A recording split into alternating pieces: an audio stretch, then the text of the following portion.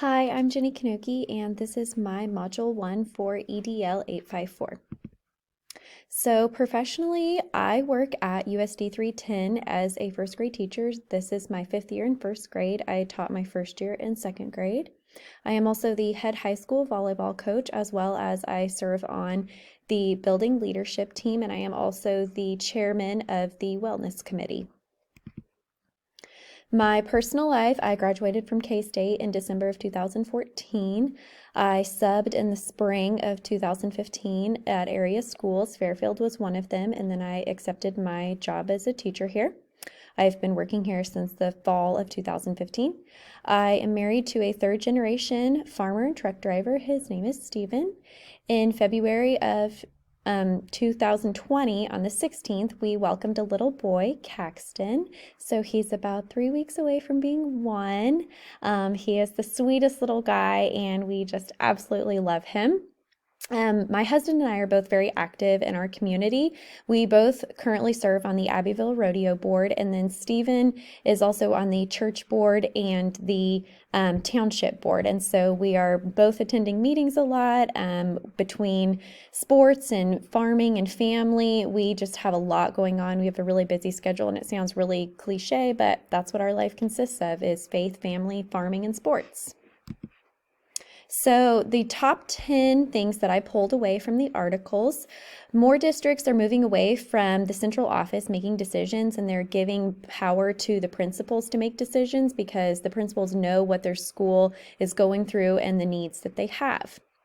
Some decisions do still need to come from the district office, especially in larger school districts. For in Kansas, that would be, maybe districts like especially the Kansas City ones, Wichita, even towns like Junction City and Manhattan, where there are multiple elementary buildings and middle school buildings. Things like curriculum for reading and math can still come from the central office. That way you have your district teaching the same thing across the board.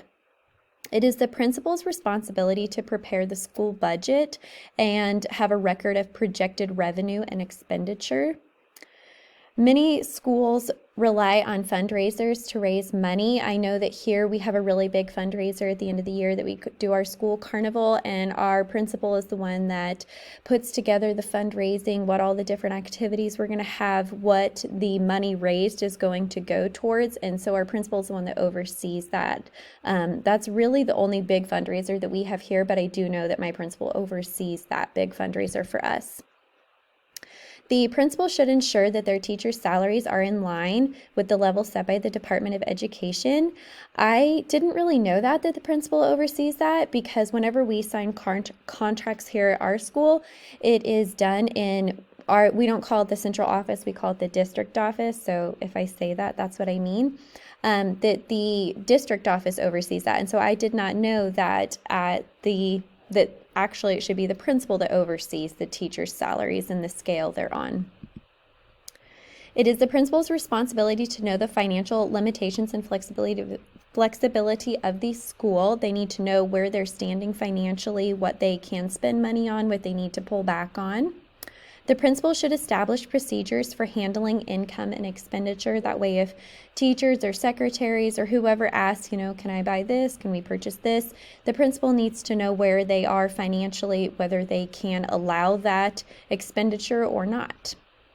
Principals need to be able to not only understand school financial reports, but also be able to report them to relevant parties, such as things like school board meetings, the superintendent. This shouldn't be something that you just make up a budget and then at the end of the year review how you did. School principals need to be regularly reviewing how their school is doing financially and where they are standing throughout the year financially. I did not know that 92% of education spending comes from the state and local dollars. I thought the federal department had more of a, had their fingers on more of their spending. I did not realize that the vast majority of it comes from the state and local government. At the state level, school finance formulas determine how dollars are allocated to districts. That one, I maybe didn't necessarily know, but it completely makes sense that depending on the district, the size, whether they're low income or not, that the government gets to decide, or not the government, the state gets to decide how much money each district gets. What have I seen? So a lot of this stuff, it's common sense when you get to reading about it, but I didn't necessarily know about it because my principal does not discuss the financial situation with us. We don't ever go over a budget or spending. And so I didn't know most of this. I'd never read most of it going into this. So because of that, I have more concerns. I would like to know, what do I report to the central office for? What does my principal report to the central office for when it comes to budget and spending? Does he report more to the superintendent or directly to the school board? Is he in charge of making most of his own, financial reports? And then does each individual building hire an accountant or an auditor, or does the central office do that? And so I'm interested to see how each school differs from each other. Here at Fairfield, we only have one elementary building, one middle school building, one high school building, and we are all on the same campus. We're not spread out around town or anything like that. And so we do a lot, our principals do a lot together with the superintendent since we're all on one campus. And so I'm interested to see how different schools differ from, just multiple buildings, bigger school districts. And so I have a lot of concerns. I have a lot of questions about the financial responsibilities of principals because I want to get more knowledge and I want to do well. And so I am really excited to see what this course brings.